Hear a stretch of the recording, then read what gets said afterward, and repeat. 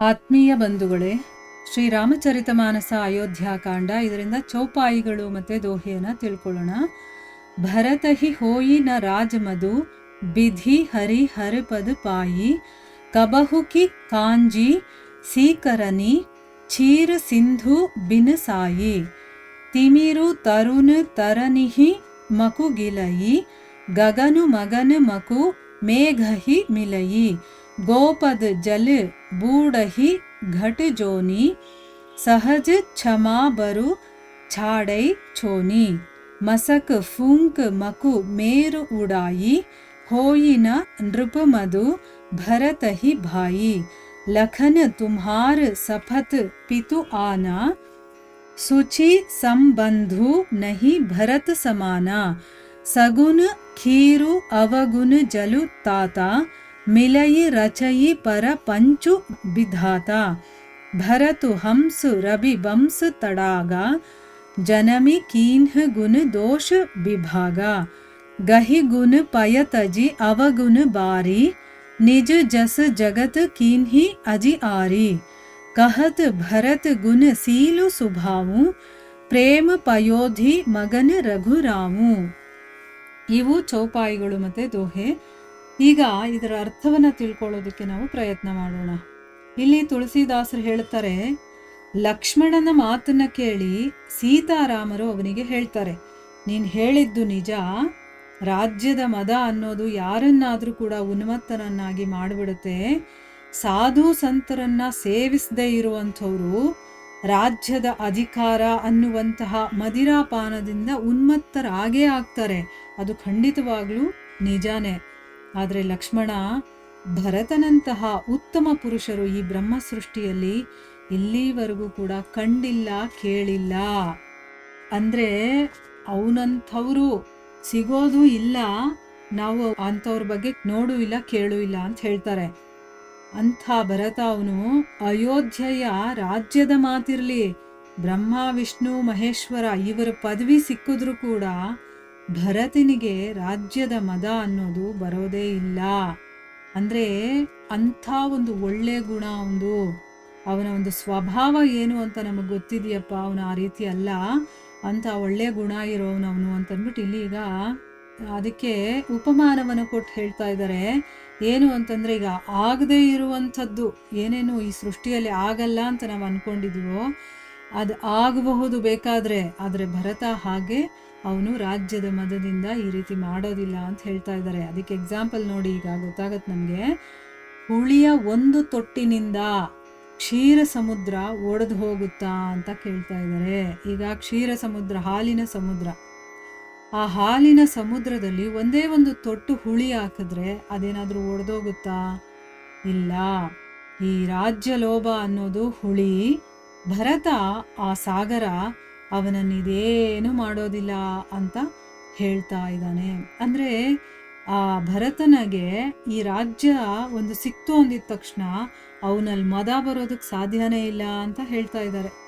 ಆಮೇಲೆ ಮಧ್ಯಾಹ್ನದ ತರುಣ ಸೂರ್ಯನನ್ನ ಅಂಧಕಾರ ನುಂಗು ಹಾಕಿದ್ರು, ಅಂದರೆ ಈ ರೀತಿ ಬೇಕಾದರೂ ಆಗಬಹುದು, ನಾನು ಹೇಳಿದ್ನಲ್ಲ, ಆಗದೇ ಇರುವಂಥದ್ದು ಆಗಬಹುದು ಅಂತ ಹೇಳ್ತಾ ಇದ್ದಾರೆ. ಅಂದರೆ ಮಧ್ಯಾಹ್ನದ ತರುಣ ಸೂರ್ಯ, ಆಗ ಎಷ್ಟು ಬಿಸಿಲಿರುತ್ತೆ, ಅಂತಹ ಸೂರ್ಯನನ್ನು ಬೇಕಾದರೆ ಅಂಧಕಾರ ನುಂಗು ಹಾಕಬಹುದು. ಅಂಧಕಾರ ಎಲ್ಲಾದರೂ ನುಂಗು ಹಾಕೋದಕ್ಕಾಗುತ್ತಾ? ಅಕಸ್ಮಾತ್ ಇದು ನಡೆದ್ರೂ ನಡಿಬಹುದು. ಆಮೇಲೆ ಅನಂತ ಆಕಾಶ ಇದೆಯಲ್ಲ, ಅದು ಮೇಘಗಳಲ್ಲಿ ವಿಲೀನವಾಗಿ ಹೋದರೂ ಹೋಗಬಹುದು. ಈಗ ಆಕಾಶವನ್ನು ಮೋಡ ಏನಾದರೂ ವಿಲೀನ ಮಾಡೋದಕ್ಕಾಗುತ್ತಾ? ಇಲ್ಲ. ಆದರೂ ಇದಾದರೂ ಆಗಬಹುದು.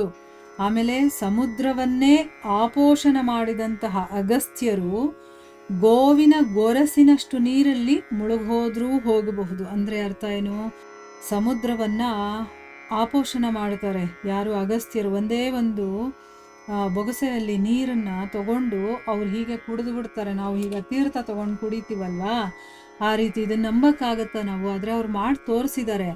ಅಂಥ ಕೆಲಸವನ್ನು ಮಾಡಿರುವಂಥವ್ರು ಬೇಕಾದರೆ ಗೋವಿನ ಗೊರಸು, ಗೋವು ನಡೆಯತ್ತಲ್ಲ, ಅಲ್ಲಿ ಹಳ್ಳ ಬಿದ್ದಿರುತ್ತೆ ನೋಡಿ, ಅದು ಗೊರಸಿನ ಒಂದು ಮಾರ್ಕ್ ಆಗಿರುತ್ತಲ್ಲ, ಅಲ್ಲಿ ಇರುವಂಥ ನೀರು ಇರುತ್ತಲ್ಲ, ಎಷ್ಟು ನೀರು ತುಂಬಿರುತ್ತೆ? ಒಂದು ಗ್ಲಾಸ್ ನೀರು ತುಂಬಲ್ಲ ಅದರಲ್ಲಿ.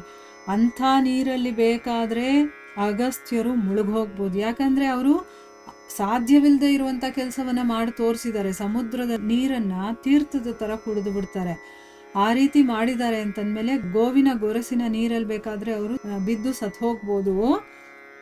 ಆಮೇಲೆ ಕ್ಷೋಣಿಯು ತನ್ನ ಸಹಜ ಕ್ಷಮಾಶೀಲತೆಯನ್ನು ಬಿಡಬಹುದು. ಅಂದರೆ ಭೂಮಿ, ಕ್ಷೋಣಿ ಅಂದರೆ ಅದು ಭೂಮಿ ತಾಯಿ ಇದ್ದಾಳಲ್ಲ, ಅವಳಷ್ಟು ಕ್ಷಮಾಗುಣ ಯಾರಲ್ಲೂ ಇಲ್ಲ. ಎಷ್ಟೆಲ್ಲ ತೊಂದರೆ ಕೊಡ್ತೀವಿ ನಾವು ಈ ಭೂತಾಯಿಗೆ. ಅವಳಲ್ಲಿ ಬೆಳೆದಂತಹ ಗಿಡ ಮರಗಳನ್ನು ಕಿತ್ತು ಹಾಕ್ತೀವಿ, ಅವಳನ್ನ ಅಗದು ಅಗದು ಅಗದು ಒಳಗಡೆ ಇರುವಂಥ ಖನಿಜಗಳನ್ನೆಲ್ಲ ತಗೊಳ್ತೀವಿ, ಏನೇನೋ ಮಾಡ್ತೀವಿ. ಅಷ್ಟೆಲ್ಲ ಮಾಡಿದ್ರು ಅವಳು ನಮ್ಮನ್ನು ಕ್ಷಮಿಸ್ತಾಳೆ. ಆ ಕ್ಷಮಾಶೀಲತೆಯನ್ನು ಬಿಟ್ಬಿಡ್ಬೋದು. ಭೂಮಿ ತಾಯಿ ಯಾವತ್ತೂ ಬಿಡಲ್ಲ, ಆದರೂ ಬಿಟ್ಬಿಡ್ಬೋದು. ಸೊಳ್ಳೆ ಉಫ್ ಅಂದಿದ ತಕ್ಷಣ ಮೇರು ಪರ್ವತ ಇದೆಯಲ್ಲ, ಅದು ಹೋದ್ರೂ ಹೋಗ್ಬಿಡ್ಬೋದು. ತಮ್ಮ ಭರತನಿಗೆ ಮಾತ್ರ ರಾಜ್ಯ ಮದ ಅನ್ನೋದು ಸೋಕೋದಿಲ್ಲ ಅಂತ ಹೇಳ್ತಾ ಇದ್ದಾರೆ. ಇಲ್ಲಿ ರಾಮನಿಗಷ್ಟು ವಿಶ್ವಾಸ ಇದೆ ಭರತನ ಮೇಲೆ, ಆಯ್ತಾ? ಅದಕ್ಕೆ ಹೇಳ್ತಾ ಇದ್ದಾನೆ, ಇಷ್ಟೆಲ್ಲ ಆದರೂ ನಾನು ನಂಬ್ತೀನಿ, ಆದರೆ ಭರತ ಯಾವತ್ತೂ ಈ ರೀತಿ ಮಾಡಲ್ಲ, ಅವನಿಗೆ ರಾಜ್ಯದ ಮದ ಏರೋದಿಲ್ಲ ಅಂತಂದ್ಬಿಟ್ಟು ಅವನು ವಿಶ್ವಾಸದಿಂದ ಹೇಳ್ತಾ ಇದ್ದಾನೆ. ಲಕ್ಷ್ಮಣ, ನಾನು ನಿನ್ನ ಮೇಲೆ ಮತ್ತು ತಂದೆಯ ಮೇಲೆ ಆಣೆ ಇಟ್ಟು ಹೇಳ್ತೀನಿ, ಭರತನಿಗೆ ಸಮನಾಗಿರುವಂತಹ ಶುದ್ಧ ಹೃದಯ ಇರುವಂತಹ ಉತ್ತಮನಾದಂತಹ ತಮ್ಮ, ಸೋದರ ಅಂಥವನು ಈ ಪ್ರಪಂಚದಲ್ಲಿ ಇಲ್ಲವೇ ಇಲ್ಲ. ಅಯ್ಯ, ಸದ್ಗುಣಗಳು ಅನ್ನುವಂಥ ಹಾಲನ್ನು ದುರ್ಗುಣಗಳು ಅನ್ನುವಂತಹ ನೀರನ್ನು ಬೆರೆಸಿ ವಿಧಾತ ಈ ಜಗತ್ತನ್ನು ಸೃಷ್ಟಿ ಮಾಡಿದ್ದಾನೆ. ನೋಡಿ, ಇಲ್ಲಿ ಆ ವಿಧಾತ ಸೃಷ್ಟಿ ಮಾಡಿರೋದು ಹೇಗೆ ಅಂತಂದರೆ, ಸದ್ಗುಣ ಅನ್ನುವಂಥ ಹಾಲನ್ನು ದುರ್ಗುಣ ಅನ್ನುವಂತಹ ನೀರನ್ನು ಬೆರೆಸಿ ಅದರೊಳಗಡೆ ಈ ವಿಧಾತ ಸೃಷ್ಟಿ ಮಾಡಿದ್ದಾನೆ.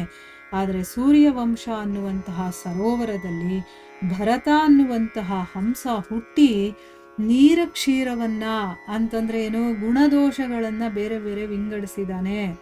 ಅಂದರೆ ಏನು, ಸದ್ಗುಣ ಅನ್ನುವಂಥ ಹಾಲನ್ನು ಅವನು ಗ್ರಹಿಸಿ, ಅಂದರೆ ಅವನು ತಗೊಂಡು ಅವಗುಣ ಅನ್ನುವಂಥ ನೀರನ್ನು ತ್ಯಾಗ ಮಾಡಿಬಿಟ್ಟಿದ್ದಾನೆ. ಅವನ ಹತ್ರ ಯಾವುದೇ ಅವಗುಣಗಳೇ ಇಲ್ಲ. ಭರತ ತನ್ನ ಯಶಸ್ಸಿನ ಪ್ರಪಂಚವನ್ನೇ ಬೆಳಗಿಸಿದ್ದಾನೆ. ಅಂದರೆ ಅಂಥ ಒಳ್ಳೆ ಗುಣ ಇರೋನು. ಕ್ಷೀರ ನೀರ ಅಂತಂದರೆ ಏನು, ಈಗ ಸಮುದ್ರ, ಹಾಲಿನ ಸಮುದ್ರ ಇರುತ್ತಲ್ಲ, ಅದರಲ್ಲಿ ನೀರು ಬೆರೆತಿದ್ರು ಕೂಡ ಅಲ್ಲಿರುವಂತಹ ಹಂಸ ಇದೆಯಲ್ಲ, ಅದು ಬರೀ ಹಾಲನ್ನು ಮಾತ್ರ ಹಿರ್ಕೊಂಡು ನೀರನ್ನು ಹಾಗೆ ಬಿಡುತ್ತಂತೆ. ಅದು ನೀರನ್ನು ಯಾವತ್ತೂ ಮುಟ್ಟೋದಿಲ್ವಂತೆ, ಕುಡಿಯೋದೇ ಇಲ್ವಂತೆ.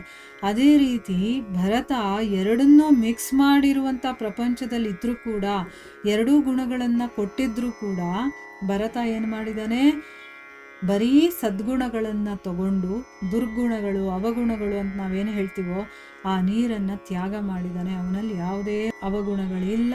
ಅದಕ್ಕೆ ಅವನು ತನ್ನ ಯಶಸ್ಸಿನಿಂದ ಈ ಪ್ರಪಂಚವನ್ನು ಬೆಳಗಿದ್ದಾನೆ, ಅಂದರೆ ಆ ಥರ ಹೆಸರು ಮಾಡಿದ್ದಾನೆ ಅವನು. ಈ ರೀತಿ ಭರತನ ಗುಣಶೀಲ ಸ್ವಭಾವಗಳನ್ನು ವರ್ಣನೆ ಮಾಡ್ತಾ ಶ್ರೀರಾಮ ಪ್ರೇಮ ಪಯೋನಿಧಿಯಲ್ಲಿ ಮುಳುಗೋದ, ಅಂದರೆ ಪ್ರೇಮದ ಒಂದು ಸಾಗರದಲ್ಲೇ ಮುಳುಗೋಗ್ತಾನವನು.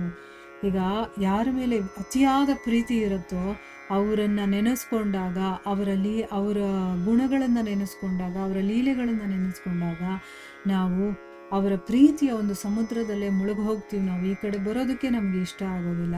ಅದು ಅನುಭವ ಆದವ್ರಿಗೆ ಇದು ಅರ್ಥ ಆಗುತ್ತೆ. ಅನುಭವ ಆಗಿಲ್ಲ ಅಂತಂದರೆ ಅರ್ಥ ಆಗೋದಿಲ್ಲ. ಅನುಭವ ಆಗಲಿ ಅಂತಂದ್ಬಿಟ್ಟೆ ನಾವು ಈ ಸತ್ಸಂಗದಲ್ಲಿ ಭಾಗಿಯಾಗ್ತಾ ಇರೋದು. ಇಲ್ಲಿಗೆ ನಾವು ನಿಲ್ಲಿಸೋಣ. ಹರೇ ಕೃಷ್ಣ.